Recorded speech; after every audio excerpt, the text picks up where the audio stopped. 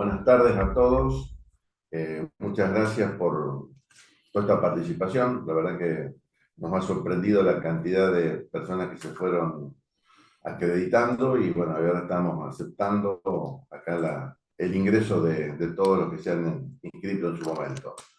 Bueno, desde CICER y FIFRA iniciamos hace unos días una charla acá con nuestros asesores, que fue en principio relacionado con el tema de accidente de trabajo, ART y la situación que estaba pasando con las provincias. Justo en ese tiempo estaba en plena cocina jurídica y en el Congreso de la Nación la reforma A la, a la a la ley de contrato. ley de contrato de trabajo, que trajo un montón de situaciones, un montón de inquietudes fundamentalmente, y lo que más preocupaba era la cantidad de información que iba llegando por los distintos medios, que en algunos aspectos algunas cosas los aclaraban, pero como había algún tipo inclusive de intencionalidad, generó un montón de incertidumbre en las empresas. Por eso es que en ese momento se prometió, una vez que estuviese promulgada la ley, realizar una charla, una capacitación para todos los asociados, porque no dejamos de ser colegas en esta situación. La ley de contrato laboral es para todo el país, para todas las industrias y todos los comercios. Así que bueno, hemos sido amplios en esta convocatoria, como que tendríamos que ser de todos. Uniendo a todos nos viene muy bien y nos ayuda en la fuerza. Así que los voy a dejar en manos de las tres personas, los tres asesores de CICER, que en conjunto han elaborado todo este trabajo y le van a llegar a ustedes para informarlos, darle la opinión, el análisis de esta reforma y lógicamente que van a ir respondiendo también todas las preguntas que nos hagan, inclusive las que nos estuvieron haciendo. Nos acompaña Carlos Fernández Sousa, el licenciado especialista con un homenaje de experiencia inigualable, y los doctores Miguel y Máximo Polo, que son asesores de CICER y de varias empresas que también tienen mucha experiencia, fundamentalmente en la industria frigorífica. Así que los dejo en voz de ellos, que van a asesorarlo, lo van a poner en tema por toda esta parte. Bueno, muchas gracias a todos. Tenemos un diagrama de conversar algo de la reforma laboral, la ley 27.802, sancionada el 6 de marzo de 2026, con vigencia desde ese mismo día, según el mismo texto de la ley. Sabemos que pasaron algunos días desde su sanción y que mayormente hubo muchísima información en distintos medios de comunicación generales, en redes sociales, en cursos y demás, que no es poco. Era un poco bajar la discusión, sacarlo de la discusión política, que hubo mucho, se tergiversó demasiado, y llevarlo al plano de lo que es la política de recursos humanos de las empresas que nos interesa y cómo va a poder implementarse en la práctica estas reformas, que son muchísimas. No las vamos a profundizar una por una porque sabemos que es muy extenso. Hay cuestiones que es importante aclarar. Ninguna ley genera por sí misma trabajo, es una cuestión económica que tendrá que darse por otras variables de la economía. Y tampoco esta ley afecta los derechos de los trabajadores, como también se expresó políticamente. Entonces, vamos a analizar objetivamente algunas cuestiones principales y sabemos que hay algunas consultas previas que las vamos a ir contestando y las que puedan surgir a lo largo de esta jornada. En algunas cuestiones, como sabemos, hay cuestiones que se va aplicando en la práctica y la ley lo que hace es plasmarlas en su texto. Entonces, entendemos que en muchas cuestiones la ley de reforma ha traído una especie de previsibilidad sabiendo con qué reglas vamos a jugar. Hay cuestiones de derecho individual y derecho colectivo también que la ley aborda y que son muy interesantes. Tiene algunas cuestiones que reducen este, el costo de las empresas, que no es una reducción directa en las cargas sociales, sino que es una reducción en algunas cuestiones estratégicas, como vamos a ver seguidamente en algunas reformas de la ley. En algún punto, en lo que es el ámbito de aplicación de la ley, lo que hace es reafirmar lo que ya se veía con la ley base del año 2024, que rige de 9 de julio de 2024, que estableció algunas precisiones en lo que se entiende por relaciones laborales y diferenciándola de las relaciones civiles. Fundamentalmente reafirma la cuestión de que no la sola prestación de un servicio asume la relación laboral, sino solamente cuando se dan los requisitos que tiene una relación de dependencia. También aborda un tema muy discutido, que es el tema de las plataformas y los trabajadores de distintos servicios que los considera afuera de la relación laboral. En relación el artículo 15 de la Ley de Contrato de Trabajo habla de los acuerdos, cuando hay una justa composición de derechos e intereses de las partes, y le da una mayor prevalencia que no tenía a la homologación administrativa. Si bien entendemos que siempre es revisable judicialmente, le otorga un valor que no tenía la homologación administrativa de los acuerdos. Una cuestión muy importante que se da en la práctica es la acumulación de antigüedad cuando un trabajador tiene una relación con una empresa que no es continua o ininterrumpida.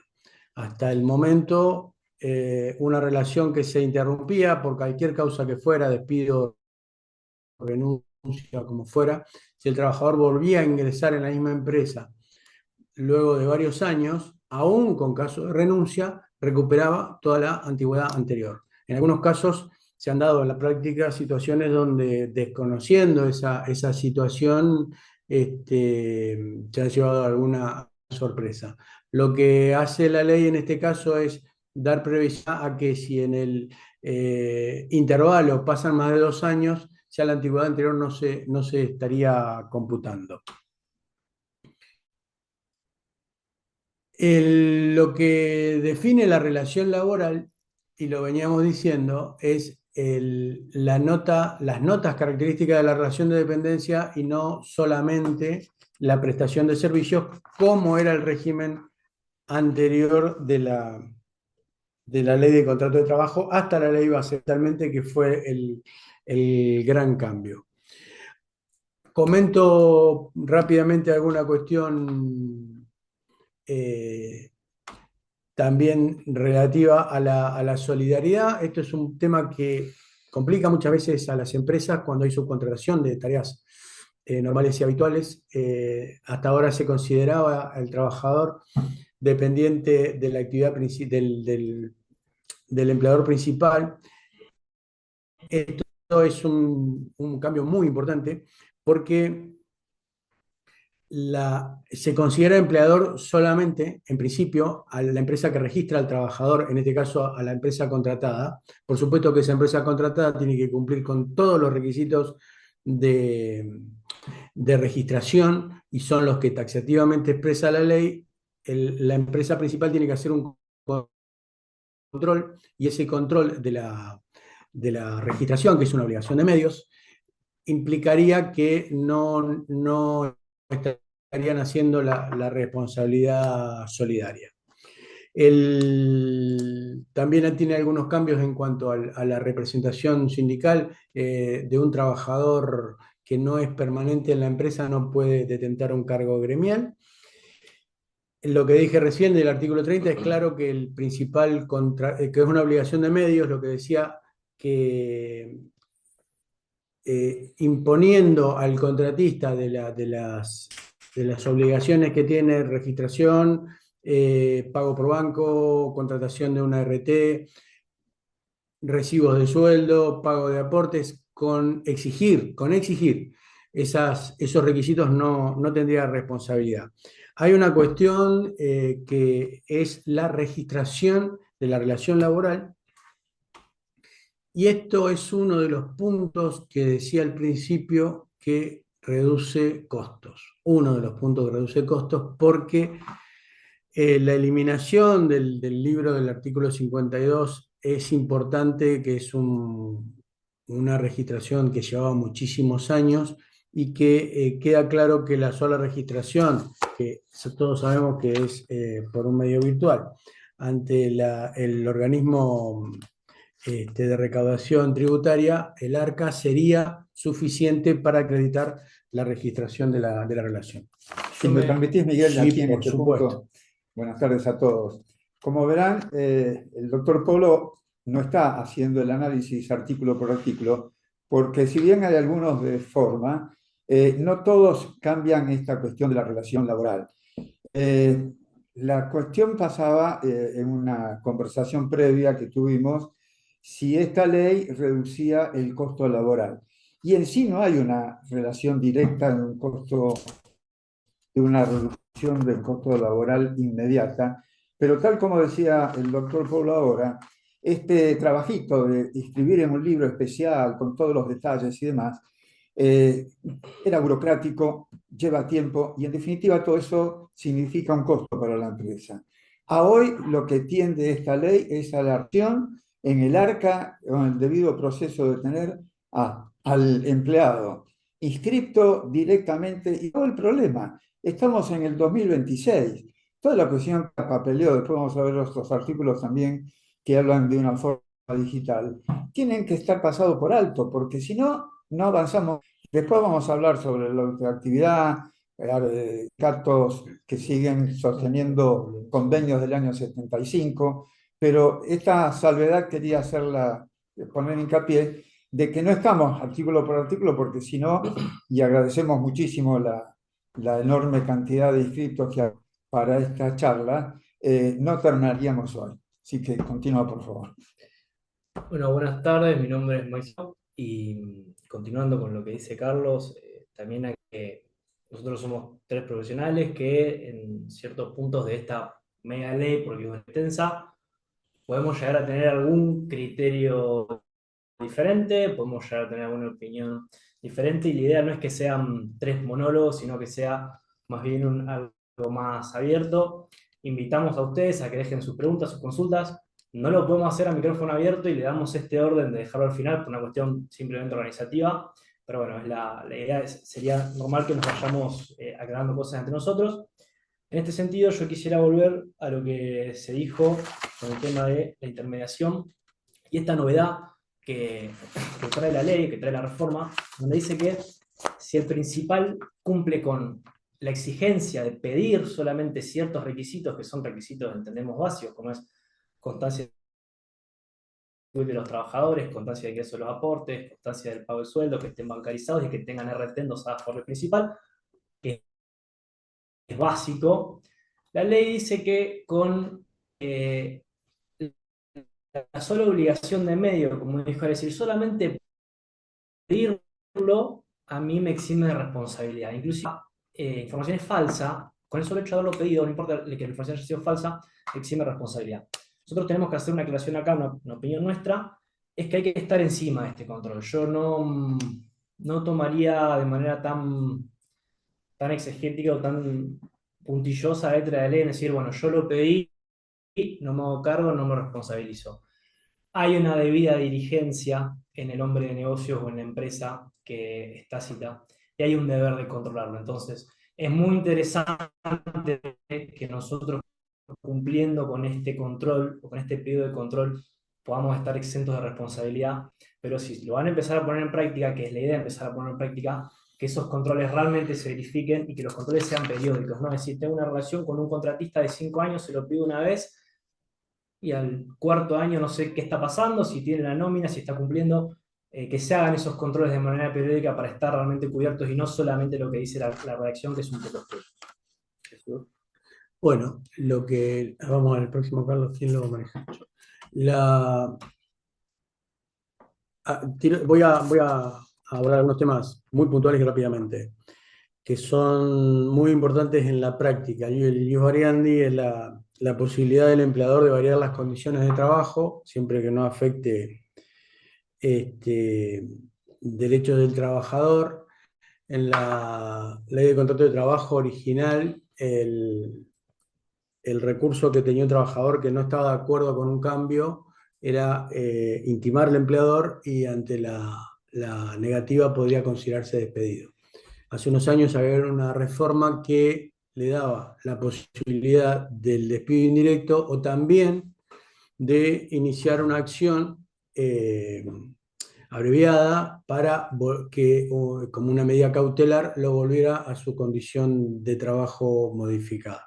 La reforma lo que hace es volver al texto original de la ley y que solamente se permite, digamos, como recurso la, la posibilidad de que se considere despedido. Algo, perdón, ¿Sí? una aclaración también que nos parece interesante La es palabra. que hay un cambio de redacción que parece menor, pero no lo es que uno de los límites, había dos límites del ius variandi, uno de ellos era que no se le genere un perjuicio moral o material al trabajador. El tema del perjuicio moral es que era extremadamente amplio, es decir, hasta qué punto una modificación en una condición de trabajo que no sea esencial puede llegar a dañar moralmente al trabajador. La redacción de ahora solamente mantiene material, lo cual nos parece que es más, que da un poco más de previsión. Sí se eliminó la facultad de ejercer el ius variandi con razonabilidad, lo cual creemos que de todas maneras se entiende de manera tácita que si hay un cambio en la facultad, si hay un cambio en las condiciones de trabajo que resulte razonable, no sería procedente. Bien. También hay una cuestión muy práctica y es cuando se terminaba una relación laboral, la obligación que sigue existiendo de confeccionar y entregar certificado de trabajo y certificación de servicios. En la práctica se había convertido en un recurso como para, antes de la ley base sobre todo, para generar la multa de los 3 sueldos tan temida y que a veces era desproporcional con la antigüedad del trabajador. En este sentido, en este artículo puntualmente la ley hace honor a su nombre de modernización, porque realmente, ayornándose a los tiempos que corren, lo que hace es que, encontrándose la información disponible a través de los sistemas de público acceso, sobre todo para el trabajador, ¿no es cierto? Como el sistema de ANSES, estaría cumplida esa obligación o también tiene la posibilidad de enviarla por un medio digital. Es una flexibilización y modernización que en la práctica es muy importante. Otro tema es, ya entrando al tema de la jornada de trabajo y de las horas que se habló tanto, era muy rígido el sistema de trabajo a tiempo parcial, en el sentido de que en muchos casos trabajadores mensualizados que tenían una jornada superior a la media jornada e inferior a la jornada completa, se consideraba una jornada total, que pasaban los 2/3 de la jornada. En este caso, lo que se flexibiliza es que siempre va a ser proporcional la jornada y que además es posible, lo que estaba prohibido de alguna manera, que el trabajador a tiempo parcial pueda cumplir con horas extraordinarias. Esto creo que es una medida que es para las dos partes. Y hasta Sí. el cumplimiento de la jornada normal. O sea, que podría Exacto. alcanzar las 8 horas Como el trabajador hora a tiempo parcial. que no estaba permitido de alguna manera, estaba vedado. Después hay cuestiones seguidamente que hacen a la forma de remuneración, también flexibiliza, moderniza y de alguna manera lo que hace es eh, dar mayor libertad al pago de algunos beneficios que pueden no ser considerados dentro de la remuneración, porque a todos los efectos, hasta el momento se consideraba cualquier beneficio social, se estaba considerando no solo para la totalidad de las cargas sociales que complicaba a las empresas, sino también para el cálculo de algunos rubros indemnizatorios y demás, y algunos impuestos que en realidad lo que generaba no era otra cosa que pagos sin registrar. Y eso, la verdad que lo que hace es transparentar el sistema y de alguna manera que todos los beneficios que se puedan dar puedan plasmarse en la documentación, que es lo que se tiene que hacer. También hay una modernización de alguna manera en cuanto a la posibilidad de poder pagar en moneda extranjera.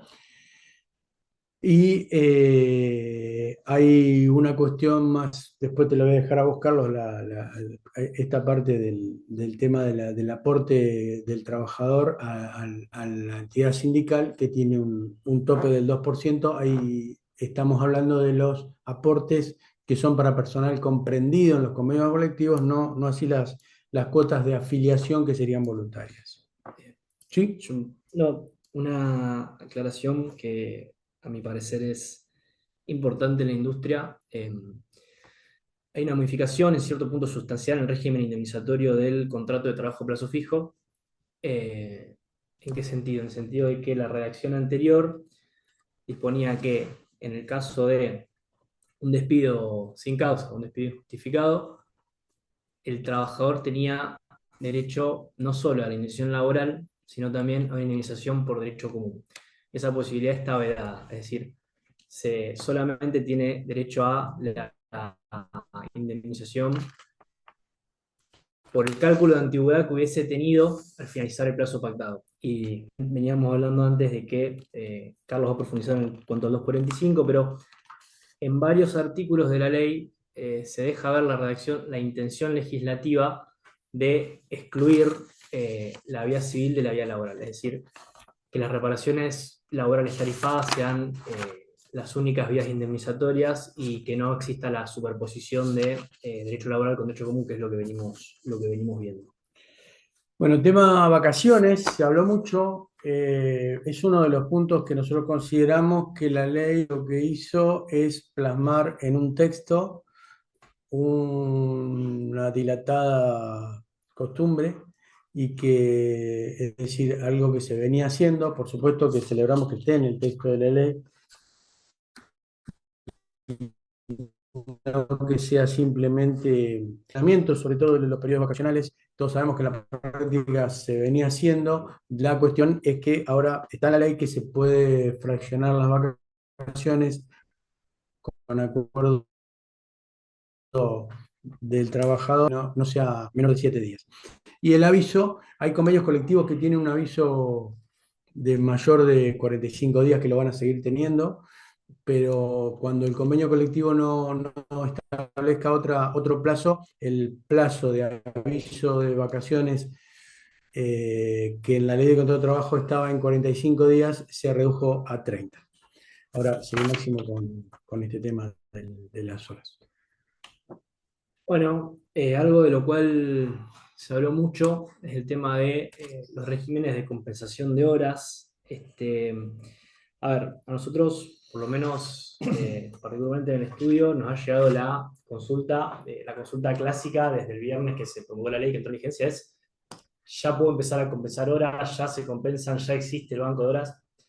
La realidad es que no. Es decir, la redacción, como bien dice la Filmina, deja abierta la posibilidad de que entre trabajador y empleador se acuerde por escrito un régimen de compensación de horas, cual puede depender, obviamente, de las necesidades de cada empresa y el acuerdo por escrito del trabajador. Hay una realidad, que es que esto es muy reciente y aún no tenemos una reglamentación clara, no sabemos si se va a tener que hacer por la autoridad de aplicación, que sería el Ministerio de Trabajo, si basta con un mero acuerdo entre trabajador y empleador. Lo que sí podemos intuir, porque la redacción es muy clara, es que primero la norma dice que se acuerda entre empleador y trabajador, es decir, primero la preeminencia es individual. Luego dice de forma subsidiaria que se pueda acordar con la representación gremial dentro de la empresa. Es decir, parecería estar hecho para cada trabajador en forma individual. No sabemos bien cómo se va a poner es decir, en práctica, más allá de que tienen que ser por escrito, que se tienen que respetar los mínimos de 12 horas entre jornada y jornada. Y después está la consulta de las horas extras, es decir, ustedes saben que anteriormente nosotros, previo a la redacción de esta ley, tenemos el tope diario y posterior a ese tope diario se pagan las extras. Entendemos que en este régimen de compensación lo que se consideraría horas extra es el límite, cuando se pase el límite semanal. Sin embargo, esto sí hay que verlo de manera casuística, hay que ver cómo se reglamenta. Pero bueno, entendemos que era una demanda de los empleadores, sobre todo dentro de cada empresa, según las condiciones de trabajo, poder arreglar un sistema de horas más flexible. Y esto es muy importante para la industria frigorífica porque en esta actividad también existen en muchos establecimientos una comisión paritaria interna. Y esta, taxativamente, como dice la ley, más allá del acuerdo individual o pluriindividual que el empleador puede hacer con cada uno de los trabajadores con respecto a este banco de horas, se podría hacer con la paritaria local independientemente del sindicato. Con lo cual queda abierta la puerta para los colegas que están trabajando en disponibilidad, porque si bien va en beneficio de la empresa, también puede ir en beneficio del trabajador cuando éste, por determinadas razones, necesite viajar a su lugar de origen y demás, entonces tiene una cantidad de horas a su favor, con lo cual puede estar ausente de su trabajo un par de días. Perdón, porque me están diciendo ahí en el chat que no se veía completa la La filmina. filmina. Sí, puede llegar a ser porque estaba en el cuadro del chat. A ver si ahora se Bien, ve mejor. ¿seguís con esto? Sí. Bueno, las preguntas que vayan dejando en el chat, después vamos a intentar ir contestándolas porque entendemos bueno, que se van generando. A esta pregunta, si yo no tengo acuerdo con el trabajador ni con una representación gremial, todas las horas que pasan de las 8 horas pasan a ser horas extras, no hay banco de horas. Si yo tengo un acuerdo, entonces estarían pasando a ser horas extras las que superan las 48 horas semanales, porque ese es el criterio de la jornada laboral, es un mínimo de 8 que puede extenderse por el decreto de reglamentación a 9 horas, que pueden ser normales, Exactamente. y entonces tengo el tope de las 48 horas. En esta modificación de la ley, yo quisiera decir algo que es una opinión particular mía. Creo que se hizo lo que se pudo, porque indudablemente que algunas modificaciones de fondo trajeron muchísimo ruido a sabiendas de la gran oposición sindical que iba a haber, y entonces algunos artículos retrocedieron de la redacción original. Esto no significa hoy, no, para el empleador, esta ley no significa un ahorro de costos en lo inmediato. Hay simplificación, hay menos burocracia, hay posibilidades de cambiar muchos puntos de los convenios colectivos anteriores, lo que redundaría en un menor costo laboral a futuro. Tal cual. Y bueno, el tema, retomo un poco lo de las horas extras, en cada acuerdo, sea individual o sea con la representación gremial, nada obsta, no estaría absoluto que se establezca una especie de sistema de horas extras entre empleador y representación gremial. Es decir, si hacemos de esta manera y si un día se trabaja más horas, esto se paga de esta manera. No, nada obsta, más allá de que, como bien dice Carlos, en el caso de las compensaciones, no regiría el límite diario. Un tema también interesante, en donde tenemos una modificación en ciertos puntos sustancial, con el tema de los certificados médicos. hay un tema de las empresas, el ausentismo y el control de ausentismo. La redacción anterior simplemente decía que el trabajador debería avisar dentro de dos recaía sobre la facultad de disponer ese control médico sin mayores precisiones, por lo menos otorgadas normativamente. Ahora con esta redacción se exigen ciertas precisiones, ciertos recaudos mínimos a la presentación de certificados médicos por parte del trabajador, como es que tienen que tener firma digital, tienen que tener el tratamiento, tienen que tener los días de reposo y tienen que tener el cuadro. Entonces, en principio, entendemos que si no se cumple con esos requisitos de manera taxativa que establece la ley como mínimos, se podría tener como injustificada la falta o por darle mayor prevalencia al control de ausentismo del empleador. Y otra cuestión muy importante que nosotros vemos en la práctica es el caso de la discrepancia. ¿Qué consiste la discrepancia? En que el trabajador presenta un certificado, el empleador realiza su control médico dispuesto por el artículo 210 de la ley de trabajo,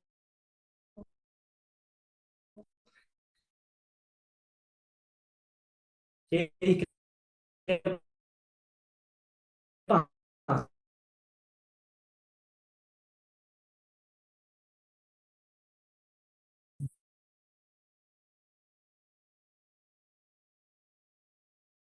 Dirimía sí o sí en la Junta Médica Oficial del Ministerio de Trabajo. Menos en Santa Fe, en la delegación, lo que dice la ley es que se puede dirimir esta discrepancia de ahora en más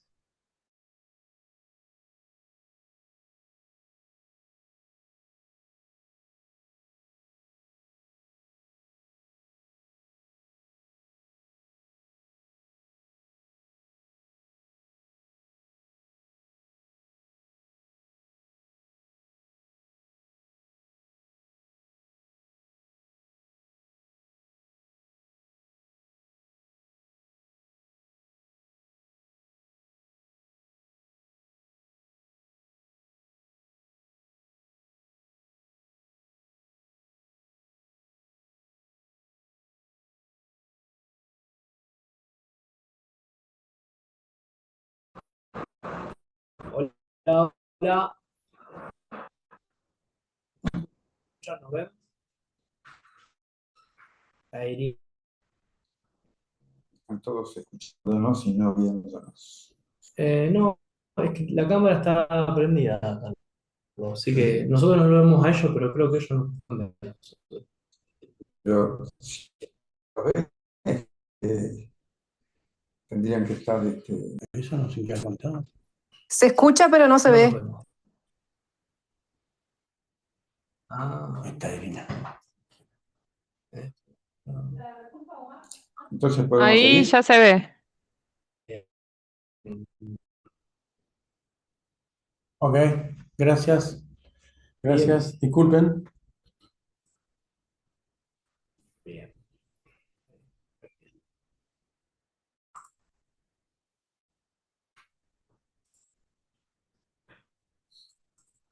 A ver, ahora volvimos, se ve el PowerPoint, se ve bien. Sí, ahora se ve todo. Bien. Bueno, pedimos disculpas, son cosas que pueden pasar. Yo creo que estaba hablando de si en caso de discrepancia ya no tenemos más que ir sí o sí por la Junta Médica, porque muchas veces tardaba tanto tiempo que era una opción básicamente usuria, sino que ahora dice la ley que se puede dirimir esta cuestión con un prestador médico que sea un tercero y que tenga una reconocida trayectoria en la medicina, digamos. Sí, Maxi, pero la redacción dice si no existe. Si existe y nos da fecha dentro de 8 horas, de 8 meses, perdón, realmente sigue sin resolverse el tema. Y también está la Sí, posibilidad sí, sí. de que el mismo ministerio pueda delegar en una entidad privada. Sí, eso ya es más viéndolo. Nosotros creemos que, por ejemplo, la ley abre la posibilidad de que la autoridad de aplicación de cada provincia celebren convenios con prestadores médicos para poder ellos, cuando reciben la solicitud de junta médica, en vez de no ir derivándolo con, por ejemplo, prestadores con lo que tengan convenio. Ojalá. Eso va a depender Lo de vamos cada a, ministerio. vamos a pedir. Bueno, ¿querés seguir con...? No, esto es posible. Bueno, ustedes saben que el periodo de prueba se extendió en el 2024 por la ley 27742, es decir, la ley bases, de 3 a 6 meses. Esto que los convenios colectivos de trabajo dispongan mayor aplicación. Y esta ley lo que hizo es quitar el preaviso en periodo de prueba. Es decir, cuando un trabajador esté en periodo de preaviso, esos preavisos son los 15 días de preaviso que se exigía. ¿Qué digo? El último.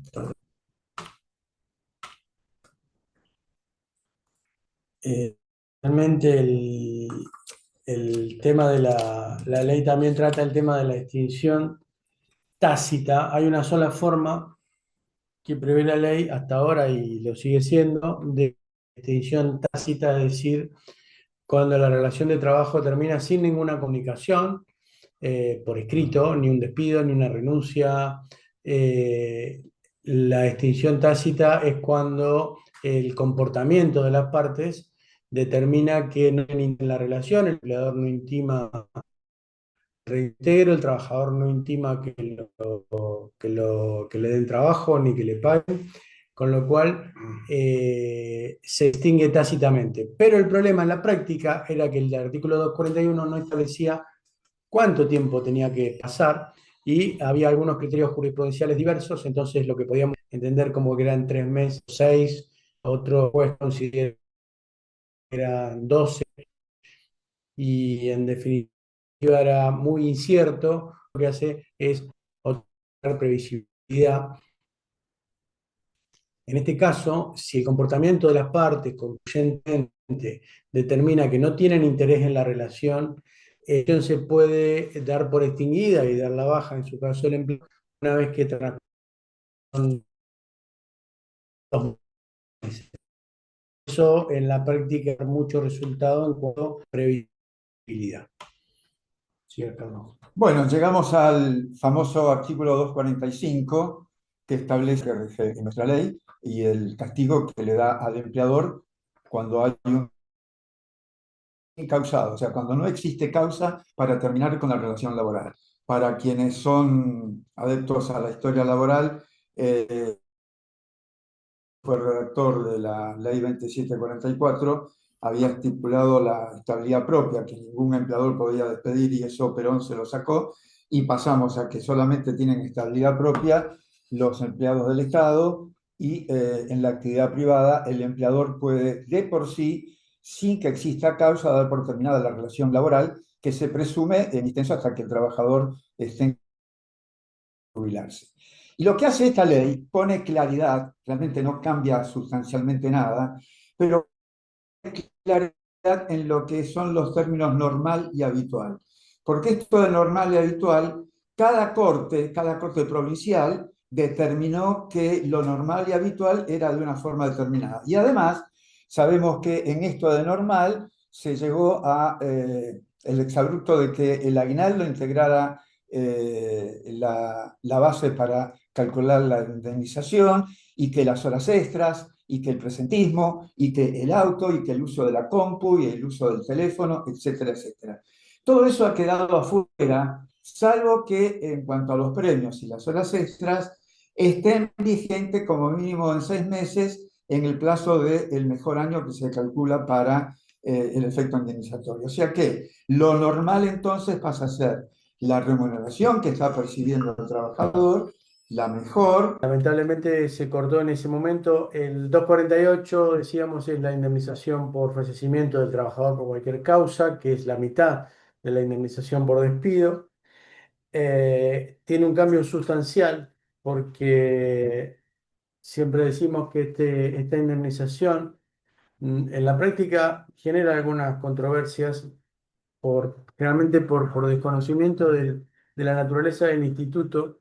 Eh, este instituto siempre fue tratado por la ley como parte del derecho previsional, es decir, era muy sencillo determinar quién podía cobrar esta indemnización y ante la pregunta de quién puede cobrar la indemnización del 248, la respuesta es todo aquel que pueda cobrar una pensión.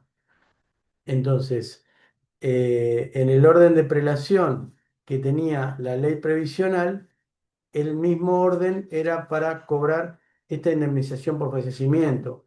Esposo o esposa, conviviente con más de 2 años inmediatamente anteriores al fallecimiento, hijos menores de edad, hijos discapacitados. Esa es la prelación que tiene el derecho previsional. Eso sigue estando, pero con una modificación importante, que es que en el caso de no existir esos derechohabientes del sistema previsional, tendrían derecho a cobrar, en caso que lo haya, por supuesto, esta indemnización los hijos o hijas mayores de edad del trabajador o la trabajadora.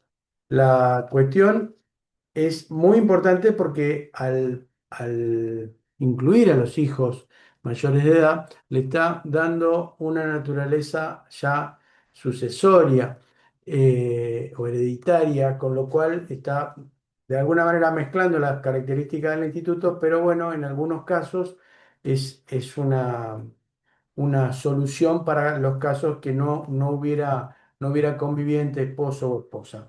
Y también tiene una cuestión muy importante que la remarcamos ahí en la filmina, que es el hecho de que por ahí pasaba mucho tiempo y había controversias en las personas que se presentaban. Podía ser un trabajador o trabajadora que tenía una separación personal, a un divorcio no inscripto y una convivencia. Entonces se presentaba la esposa la esposa o el esposo con el certificado de matrimonio, y se presentaba también él o la conviviente con la información sumaria, y se generaba un problema que terminaba en la justicia, porque el empleador tenía que acudir a una consignación judicial. En este caso, creo que el tema de los 30 días está bien, porque de alguna manera le pone un tope a la discrepancia, y si en los primeros 30 días se presenta alguien que tiene derecho a cobrar, el empleador le pagará a esa persona sin tener ningún reclamo posterior. Obviamente que si dentro de los 30 días hay discrepancia, se dirimirá como antiguamente con una consignación judicial. Sí. A la actualización. No, que también una cuestión que es interesante y que responde a una suerte de demanda de los empleadores es el tema de la actualización de los créditos laborales, es decir, los créditos judicializados. Previo a esto, los criterios eran totalmente heterogéneos, es decir, cómo se actualizaba el crédito laboral dependía de cada fuero, y dentro de cada fuero dependía de cada juzgado. Es decir, nosotros, por ejemplo, en Rosario tenemos 10 juzgados laborales. Previo a la sanción de esta ley, no sabíamos qué criterio de actualización se iba a aplicar, eh, si no era por el juzgado. Es decir, había que preguntar o saber el criterio de actualización de cada juzgado. Había juzgados que aplicaban la actualización conforme tasas bancarias, algunos una vez y media, otros 2 veces. Había otros que aplicaban RIPTE y 3%, otros que aplicaban RIPTE y 6%, lo cual generaba una falta de previsibilidad muy notoria. Esta reforma lo que hace es unificar el criterio, diciendo que de la reforma en adelante los créditos se van a ajustar por la variación del índice de precio del consumidor, es decir, el IPC, más una tasa pura del 3% anual. Para los juicios que están en trámite, es decir, para los juicios pendientes de resolución definitiva, se estableció una tasa que ya reglamentó el Banco Central, se puede acceder online, que tiene un tope que es el IPC más 3% y un piso mínimo del 67% del IPC más 3%. Entonces, esta tasa, este criterio será alto, será bajo, cubrirá o no eh, la privación del capital, pero lo importante es que al empleador le da previsibilidad, es decir, sabe cuánto le va a salir realmente, no antes que no sabíamos según en qué juzgado te caía, era un interés diferente al otro. Y después, otra cuestión que se habló mucho es el tema de los pagos de las sentencias en cuotas, la posibilidad de que se cancelen las sentencias condenatorias hasta 6 cuotas para grandes empresas, hasta 12 cuotas para pequeñas y medianas empresas.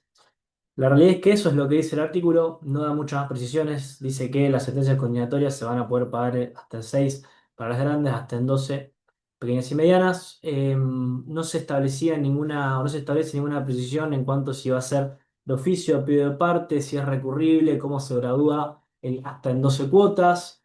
Lo que sí tenemos certeza es que es un criterio que va a ser cuestionado ya que tenemos en estos días que pasaron desde la sanción de la ley hasta ahora, ya hay dos fallos de cámaras de apelaciones laborales, uno en Córdoba y uno en la Justicia Nacional del Trabajo, que han declarado inconstitucional el pago en cuotas de las sentencias.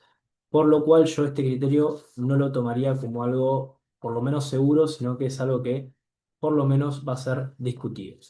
Bien, bien. Seguimos. Sí,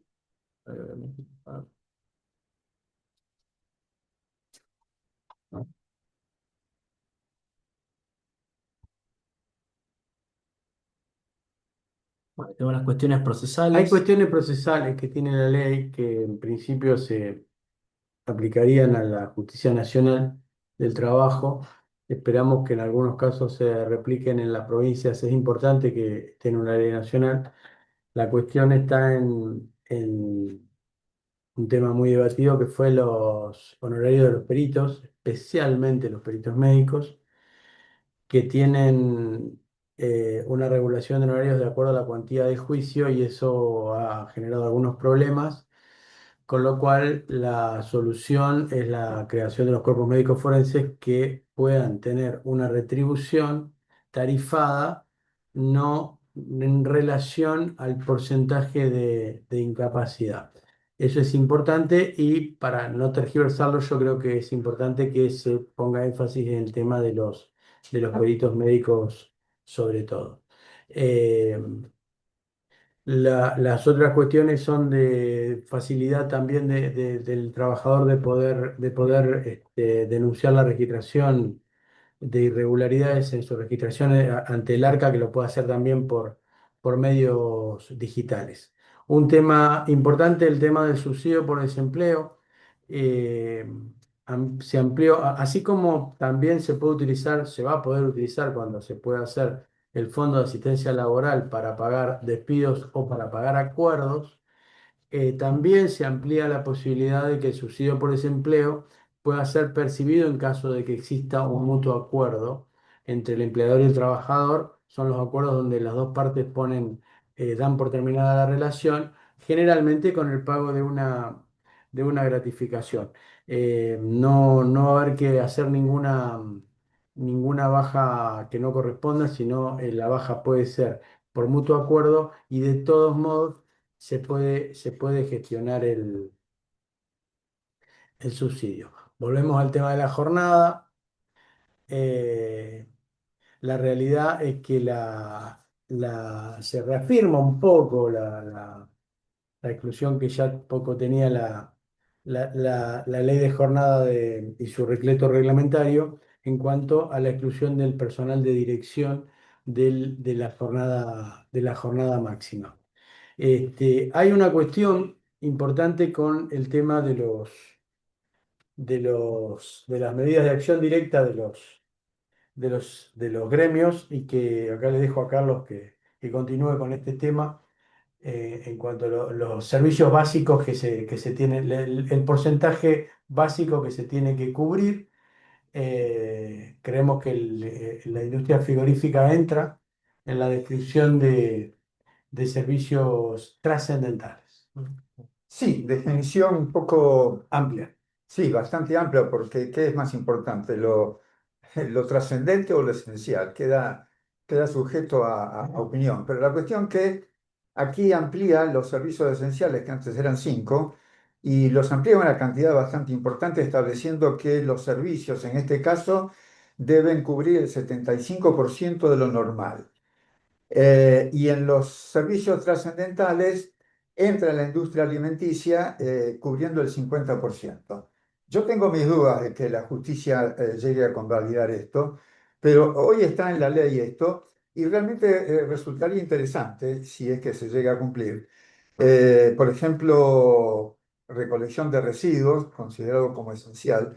Una ciudad como Rosario, como Buenos Aires, desde luego, o las principales ciudades capitales de nuestro país, realmente no aguantan 2 días de no retirar los residuos. Y de ahí la importancia y los acuerdos que han conseguido algunos gremios con respecto a esta actividad. Ojalá que se pueda cumplir, es una intención. Esta ley creo que avanza en algunos aspectos, vamos a ver enseguida lo de la ultraactividad, pero aquí establece claramente cuáles son estos servicios y deja la puerta abierta para que se amplíe. Pero además, esto tiene que ser informado a la opinión pública anteriormente de cómo se van a prestar los servicios, o sea que mi duda es que para algunos va a limitar el derecho de huelga, que es una garantía constitucional.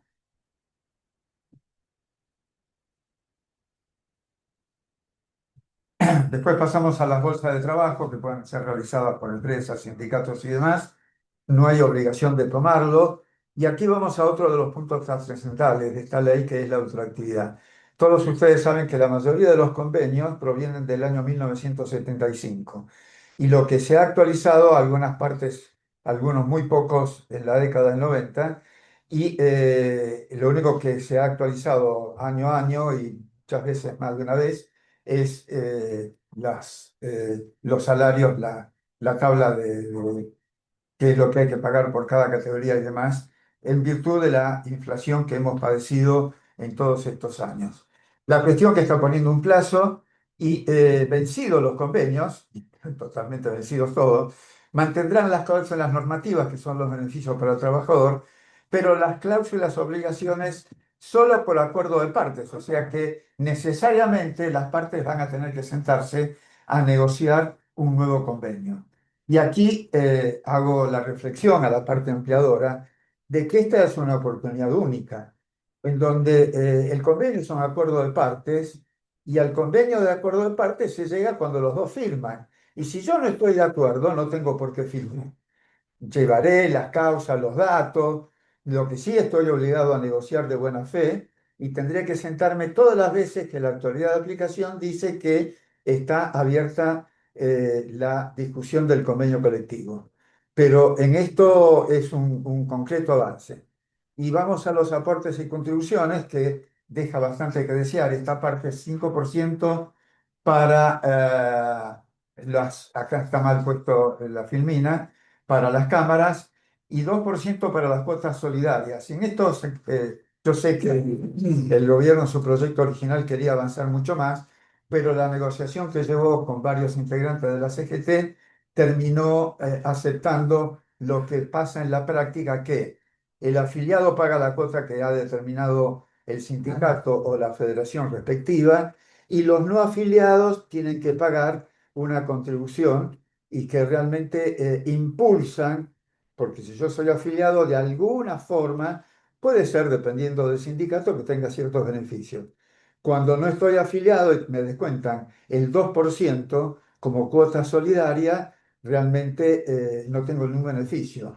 La razonabilidad de esto es que en la defensa de descuento por parte de los sindicatos es que ellos han conseguido Erga Omnes, han conseguido para todos los trabajadores de la actividad, estén o no afiliados, y entonces este descuento también lo comprende a ellos, porque realmente un sindicato necesita fondos para su actuación y demás. Pero 2% a mi modesto criterio es totalmente exagerado, bueno, pero habrá otro avance más adelante. Y el otro punto fundamental en esto es que tanto en las condiciones colectivas de trabajo está estableciendo que los convenios de ámbito menor prevalecen sobre los convenios mayores. O sea que queda abierta la posibilidad, estimados colegas, de establecer convenios regionales, inclusive convenios por empresa, respetando las cláusulas de orden público y las normativas generales, pero el convenio menor va a prevalecer. Nosotros hemos tenido una época de esto, allá por el año 90, que hubo algunos avances y después se terminó porque la situación política cambió totalmente. A hoy, ojalá esto se pueda consolidar, de que los convenios de menor ámbito prevalecen sobre los convenios mayores. Es una oportunidad, no dejémosla pasar. Un nuevo convenio modifica totalmente el anterior y prevalece el ámbito menor. Esto lo vuelve a reiterar en el artículo 136 de la nueva ley y es claramente taxativo, donde la intención es que el ámbito menor en la discusión de las condiciones de trabajo prevalezca lo que hemos muchas veces comentado de que pequeñas empresas en el interior del país no podían tener la misma aplicación que un convenio macro. Bueno, acá está la oportunidad de que por región o por actividades de empresas, inclusive sindicatos de empresa, puedan estar prevaleciendo sobre el sindicato mayor. Y otro tema relacionado con esto son las benditas asambleas que los sindicatos suelen hacer en horas y en lugar de trabajo. Acá la ley también deja algunas cuestiones muy claras, que las asambleas primero deben tener permiso, ¿m? Y quienes participan en las asambleas no devengarán salarios. ¿M? Ha habido algunos fallos al respecto que han avalado esta postura, pero aquí taxativamente también lo deja muy claro. Y otro punto importante es que un sindicato de empresa puede llegar a obtener su personalidad gremial, se demuestra tener en un plazo de 6 meses más afiliados que la entidad mayor. Algunos pueden celebrar esto, otros lo pueden llegar a padecer, depende de cómo sean las relaciones con el sindicato mayor, pero aquí está abierto este tema. Y el otro punto también en que fue abierto el crédito de horas con la 23.551 y no establecía los montos, el tiempo del crédito de horas, aquí la ley lo establece con un tope de 10 horas mensuales. O sea que el delegado que utilice el crédito de horas estará ajeno a su trabajo, a la obligación de trabajar. Por supuesto, yo he conocido empresas donde el delegado trabajaba como otro más y he conocido empresas donde el delegado no trabajaba. Y esto queda a criterio y el uso y costumbre y qué tanto se dio el empleador o quien conducía el establecimiento con respecto a esta aplicación. Pero acá tiene para tirar sobre la mesa que el tope de horas del crédito que va a tener su delegado sean 10. Y con respecto a la tutela, no hace cambios sustanciales, pero sí deja algo muy en claro que la postulación a cargos generales queda supeditada a que el candidato saque más del 5%, independientemente de la notificación fehaciente que tanto pueda hacer el candidato como el sindicato con respecto a la nómina y a los delegados o integrantes de la comisión directiva o congresales que van a participar representando a la entidad gremial, esto del 5% de los votos es sumamente importante porque antes, esto evita que si yo tengo 40 trabajadores, los 40 se me pongan de candidato y con lo cual los 40 tuviesen tutela. Eh, Quedaba abierto esto, bueno, van a tener tutela aquel que saque más del 5%. Y algo para mí dudoso es que la tutela cubre solamente a los representantes titulares y hasta 2 congresales en empresas grandes y un congresal en empresa chica.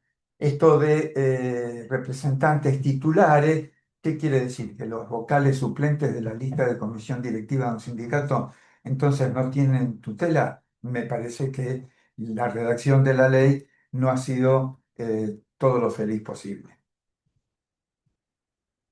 En cuanto a las prácticas desleales, es muy claro con respecto a el sindicato, no pueden estar haciendo acciones que debiliten el funcionamiento normal de la actividad, ni tampoco estar haciendo una afiliación compulsiva, ni tomar represalias con aquellos trabajadores que no se hayan adherido a una medida de fuerza.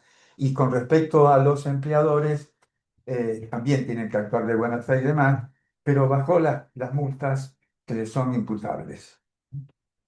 Eh, el artículo 49 habla sobre el encuadramiento sindical.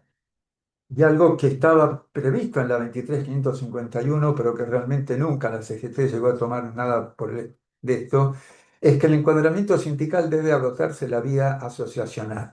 O sea que cuando un sindicato está pidiendo la representación de otros integrantes que están trabajando hoy bajo la representación de un sindicato diferente y de un gremio diferente, tiene que agotar la vía asociacional. Agotada esta, acorta los plazos para que la autoridad de aplicación sea la que emita el dictamen correspondiente. La ley 149 de la ley de reforma laboral habla nuevamente sobre la negociación colectiva y abre las negociaciones en diferentes niveles. Esto es algo pues redundante, porque también la ley es redundante, que en diversos artículos establece este paso, indicando claramente cuál es su intención, que las relaciones laborales se diriman en la base en todo lo posible. Porque acá las negociaciones pueden realizarse en diferentes niveles y tal como dije recién, disminuye las multas si la empresa no actúa de buena fe. Y en el artículo 152 crea el programa de formación laboral, anteriormente eliminó algunos aspectos de la ley de contrato de trabajo en esto, y crea bajo dos competencias sociales las básicas, que no es ni más ni menos que la alfabetización, y una formación laboral inicial tendiendo a la formación de oficios. Y algo importante que dijo el doctor Polo también, que las personas contratadas que estén gozando de planes o programas de empleo podrán ser incorporadas y registradas debidamente y las mismas seguirán percibiendo su plan por el término de un año. Claro, esto es importante porque en la práctica se daba mucho que había relaciones sin registrar porque el mismo trabajador que tenía un plan social no quería ser registrado por temor a perder ese plan. Entonces, esto toma una cuestión que en la práctica se estaba dando y en realidad puede ser formalizado y puede seguir cobrando esa asistencia por el término de un año. Eso es importante. Después hay muchos artículos de fondo y en lo que hace a las actualizaciones y a Incentivos. los incentivos para aplicar a las grandes empresas, medianas empresas, pequeñas empresas, pero ya estamos en el tope del tiempo y creo que es más oportuno tratar de contestar las preguntas que nos han hecho. Perfecto. Sí, podemos. Sí, capaz hacia la pasada, para cerrar, tal dos institutos que se crearon además del FAL, lo digo pues son siglas. El PER, que es la promoción de empleo registrado, que es un régimen de regularización para relaciones laborales deficientemente registradas o no registradas, en donde se dan ciertos beneficios. Supuestamente son 180 días corridos que tiene el empleador desde la reglamentación para adherir. Aún no está reglamentado, así que todavía no estaríamos en plazo. Pero, por ejemplo, se extingue la acción penal tributaria vinculada al empleo no registrado, hay condonación de infracciones laborales, se habilitan planes de pago en caso de que haya multas ya aplicadas. Y después tenemos el famoso régimen de incentivo a la formalización laboral, que es el RIFL, que tiene una vigencia temporal de un año, en donde entendemos que debería entrar en vigencia junto con el FAL en mayo de este año, porque es al segundo mes siguiente de la entrada en vigencia de la ley. ¿De qué se trata este régimen? Si un empleador toma a personas que no hayan tenido empleo registrado el 10 de diciembre de 2025, hayan estado desempleados en los últimos 6 meses, que vengan del monotributo o que vengan del empleo público, por 48 meses el empleador va a tener una reducción bastante sustancial del costo laboral. Es de el 2% de contribuciones patronales al CIPA, el 2% de las contribuciones del PAMI. Se activa la de alta, no es retroactivo, así que tener cuidado con eso. Y además tiene compatibilidad con planes sociales, sobre todo para las personas que venían desempleadas. Después hay cuestiones impositivas que no son realmente a la intención de esta charla, que es más orientado a lo laboral, como es el RIMI, el régimen de incentivo a las medianas empresas, que es para ciertas inversiones sobre bienes productivos y la manera de amortizar, la amortización acelerada del impuesto a las ganancias o la devolución anticipada de créditos fiscales. Y Voy a una cuestión muy práctica, que es el tema del pago de la remuneración y esta modificación en cuanto al pago en efectivo. Hasta el momento, hasta ahora, hasta esta reforma, si bien teníamos una normativa ya del año 2000 que establecía la obligación de pagar por un medio bancario, todavía regía la disposición de la Ley de Contrato de Trabajo que se podía pagar con cheque a la orden del trabajador y que el trabajador tenía la facultad de exigir al empleador el pago en efectivo. sí, sí, sí, también. Entonces, la cuestión está en que la importancia de la reforma es que se elimina esa potestad del trabajador de exigir el pago en efectivo, se eliminó el pago en cheque y se permite solamente el pago bancarizado. Y esto es importante porque es solamente por medio de instituciones bancarias, no por billeteras virtuales.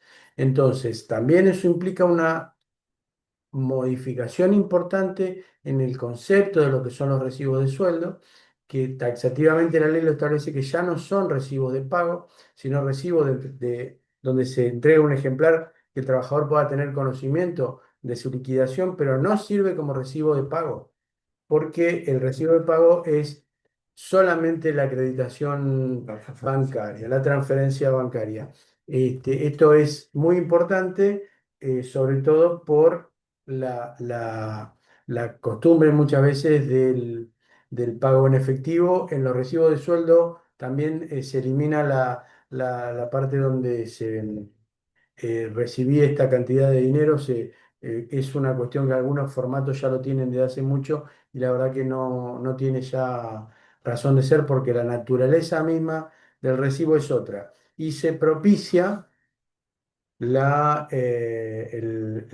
digitalización, que muchas empresas ya lo están aplicando, el envío de los recibos de sueldo por un programa, por un medio digital, que es lo más práctico. El recibo, por un lado, y por otro lado, la transferencia bancaria. Esto es importante en la práctica. Bueno, vamos a ver, vamos a ir para atrás en el chat a ver si podemos contestar consultas o preguntas. Había consultas un poco sobre el banco de horas. A ver, buenas tardes. ¿Qué va a pasar con el libro artículo 52 respecto a la exigencia de las provincias? Antes de esta reforma, el libro en papel en la práctica se venía reemplazando con un libro de sueldo digital. Las provincias igualmente quieren recaudar los distintos ministerios provinciales distintos requisitos para que se rubriquen. La provincia sigue teniendo el poder de policía y las reglamentaciones que pueden aplicar en cuanto a la presentación de recaudos laborales.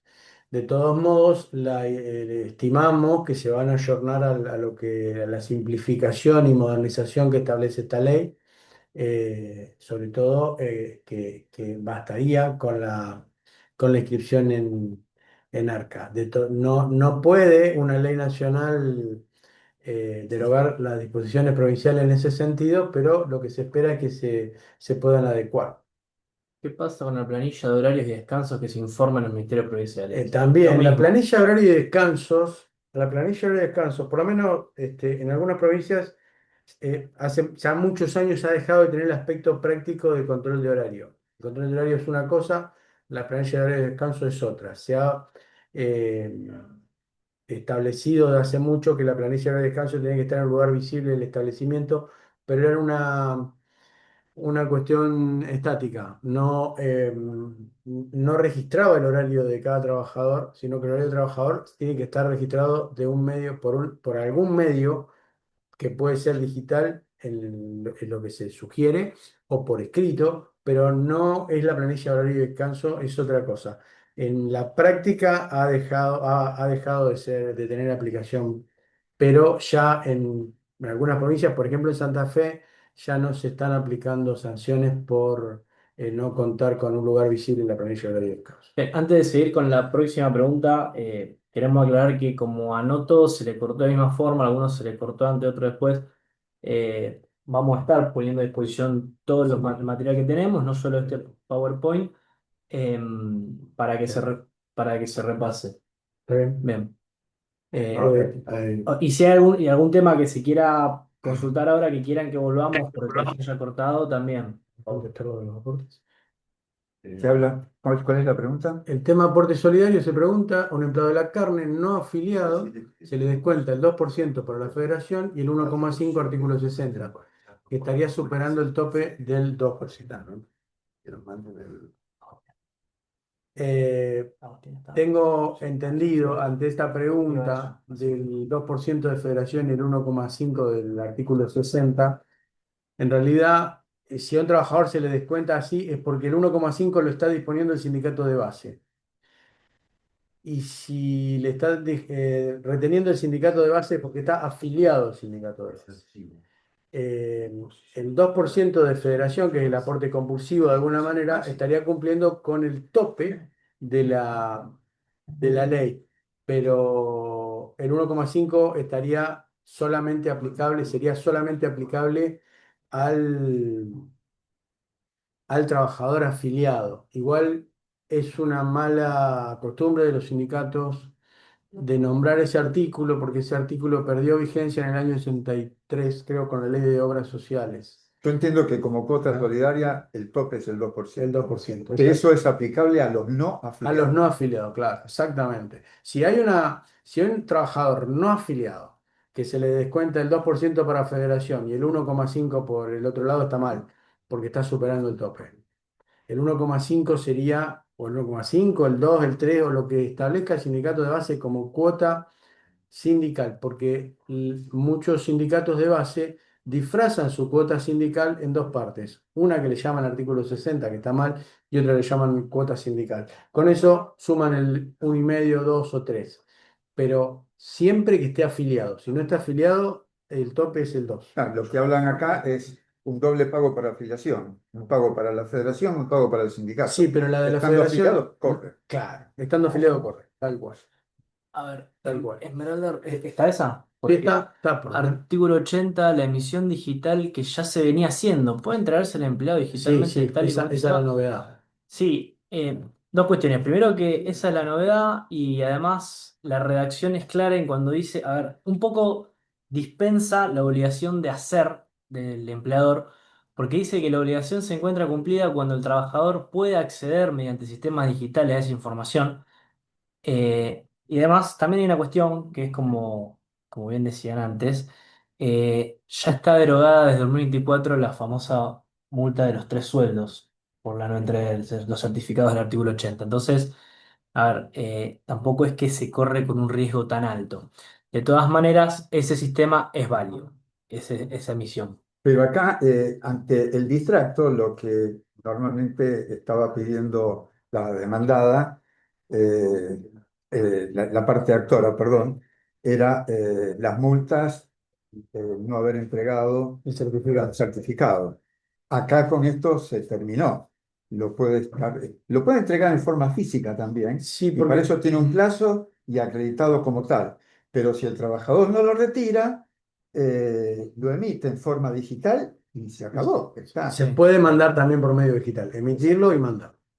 Bien, buenas tardes, ¿qué tal? En el caso de que un empleado renuncie, pero exige el 50% de indemnización por común acuerdo, se le da. ¿Qué documento me respalda?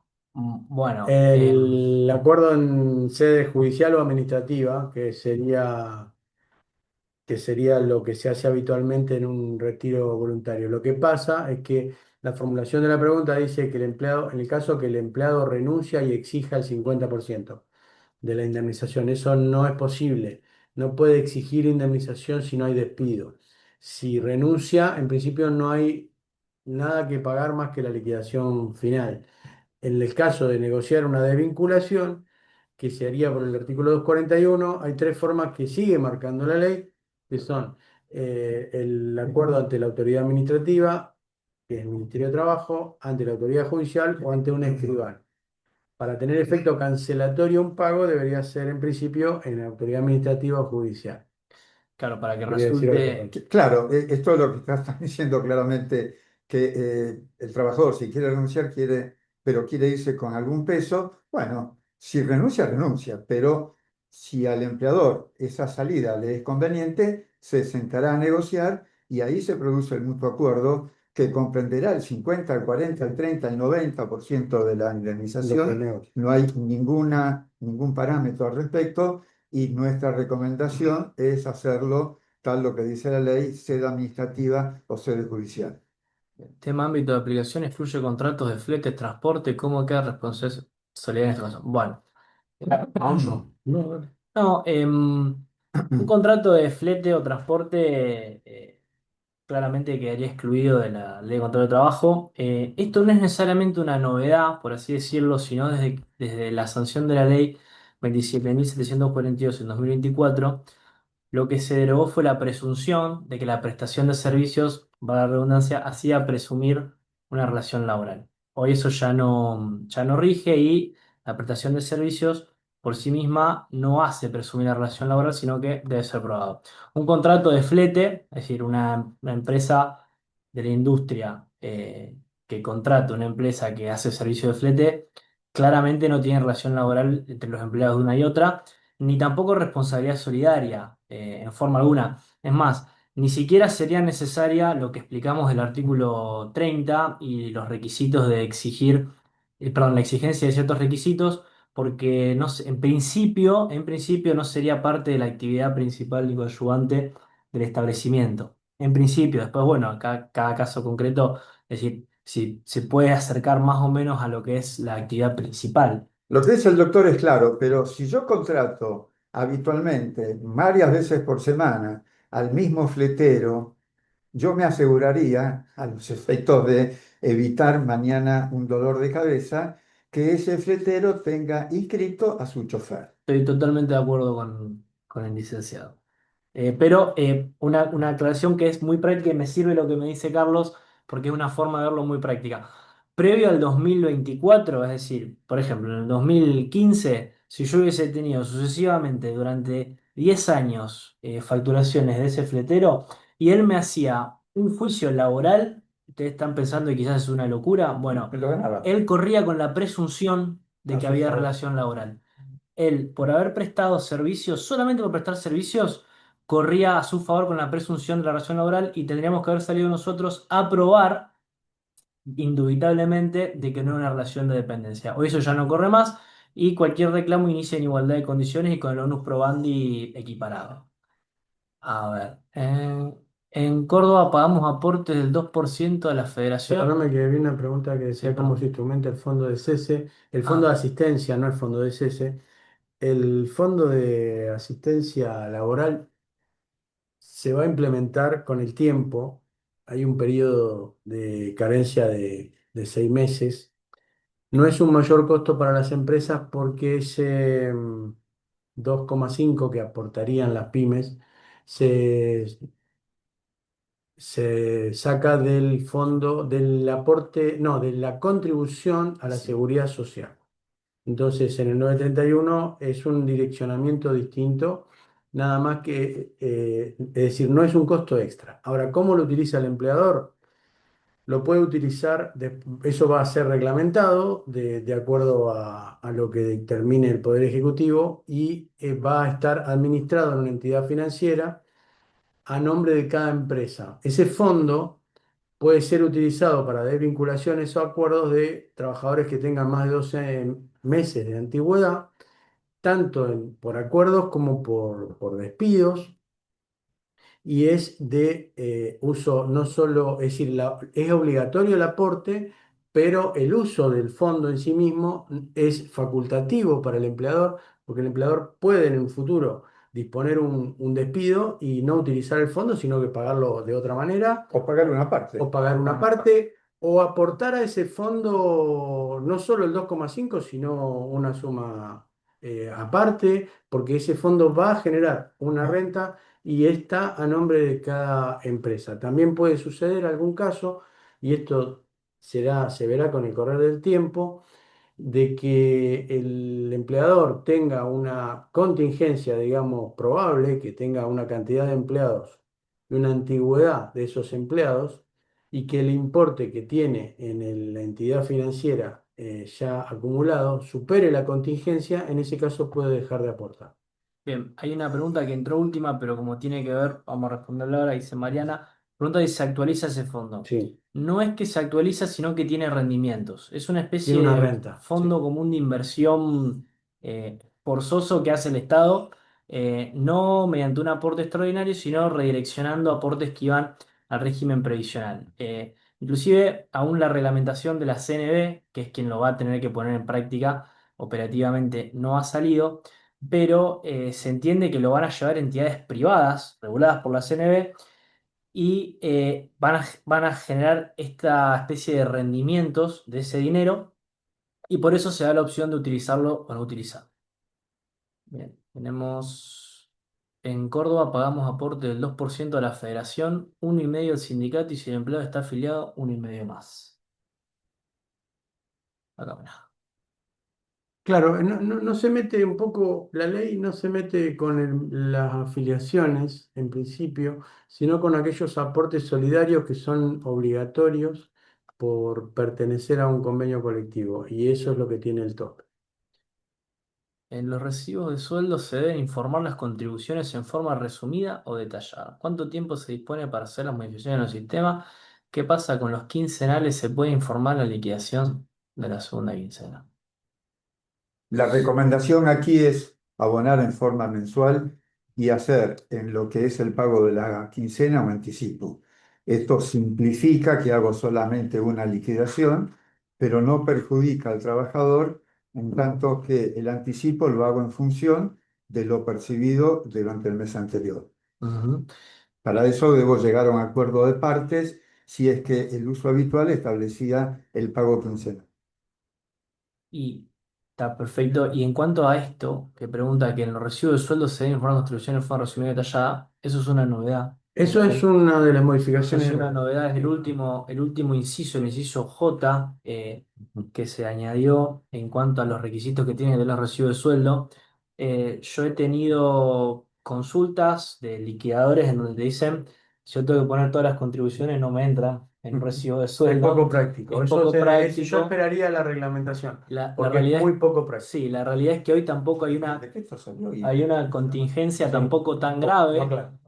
ni tan urgente de empezar a liquidar así. Es decir, está bien, lo dice la ley, pero no creo que un trabajador se imponga por el cumplimiento de eso, ni que se considere despedido, ni que venga el Ministerio de Trabajo a ver si se está liquidando conforme a lo que dice el inciso J del artículo 130 o no. Es decir, hoy ponerlo en práctica de manera urgente va a generar una complicación operativa enorme, así que yo por lo pronto no detallaría exactamente cada contribución porque es muy probable que no le entre en el recibo de sueldo. Se pueden digitalizar los legajos completamente o seguimos guardando respaldo en papel. 10 años, en papel. Sí, sí, ahí se estableció un tope que no estaba en la ley laboral, porque solamente estaba para los libros de comercio de los 10 años. Yo creo que el tema de los legajos digitales igual es algo que se va a imponer en la práctica, sin duda. Si tengo la firma digital, pues acá creo que atiende la pregunta a no solamente la recesión, el recibo de sueldo no, porque lo emite y ya está, pero la entrega de elementos de protección personal, por ejemplo, eh, como empleador yo quiero tener la constancia de que fue entregado. Y las sanciones disciplinarias por escrito también, También tal cual. la notificación fehaciente, si no, Sí, en no va estos a casos servir totalmente digital. Claro, Imposible. vive más la forma claro. que el fondo. Imposible que sea Sí, total. Si tengo todo digitalizado en la empresa y tengo la firma digital del trabajador, sí. Ah, bueno, esto es Claro. otra cosa. Sí, Sí. pero bueno, por lo pronto, por ejemplo, se guardan intercambios telegráficos, es fundamental, por lo pronto va a seguir papelizado. Acá se nos pasó una. Retomo el tema del aporte sindical. Según la reforma, entonces aportaría el 2% a la federación y al sindicato nada si el empleado está afiliado. Si el empleado no está afiliado, o sea, eh, Porque hoy se aporta el sindicato el 1,5% si no está afiliado y el 3% si está afiliado, aparte de la federación. ese aporte del sindicato, acá, para los que no hicieron, para el que no hizo la pregunta, la consulta es al trabajador se aporta, se le está descontando el 1,5 para el sindicato, el 3,5 también para el sindicato y el 2 para la federación. La verdad que ahí está excediendo el tope, más allá de que sea un aporte a cargo del trabajador, el aporte de lo que es el aporte del sindicato, eh, me parece que el 1,5 no correspondería, solamente el 3 de aporte sindical y el de la federación. En el trabajador que está afiliado, De- el sindicato y la federación le va a establecer lo que tiene que los aportar. porcentajes y ahí no hay No criticidad. no se puede meter el empleador. Claro, solamente los topes rigen para el trabajador no afiliado. No Eso afiliado. hay que aclarar.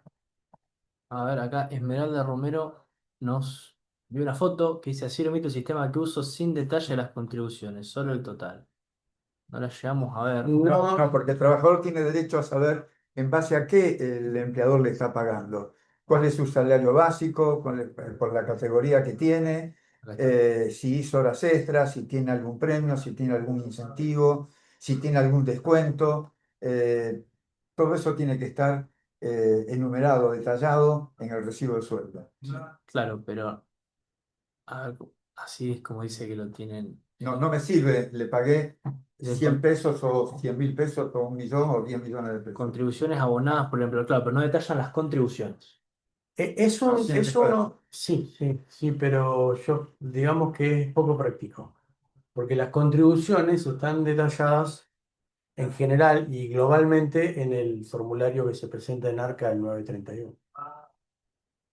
Sí, pero eso el trabajador no tiene, No, no tiene, pero no se aporta por trabajador, sino en forma sí, global. eso por supuesto. Bien, ¿alguna consulta más? ¿O si hubo algo que alguien no escuchó por los problemas de conexión y que quiere que retomemos, que se explique de vuelta? Ahí se comentó igual en el chat, se dejó el usuario Cicer, lógicamente. Aclaró que se armó un compendio con lo desarrollado en la charla, que pueden enviar el mail y se lo vamos a estar dejando a disposición. Y bueno, y como siempre, la oportunidad de consultar puede ser ahora o puede ser posteriormente a través de la cámara, los asociados, eso estamos a total Sí, disposición. eh, bueno, primero disculpa por los inconvenientes tenidos, pero bueno, son imprevistos que suceden lamentablemente muy a menudo. Gracias por quedarse. Sí, sí, Sí, la verdad gracias que Totalmente. por la, evidentemente el la tema fidelidad. Aguante. de Gracias interés, por la muy bueno, está muy fidelidad. bueno.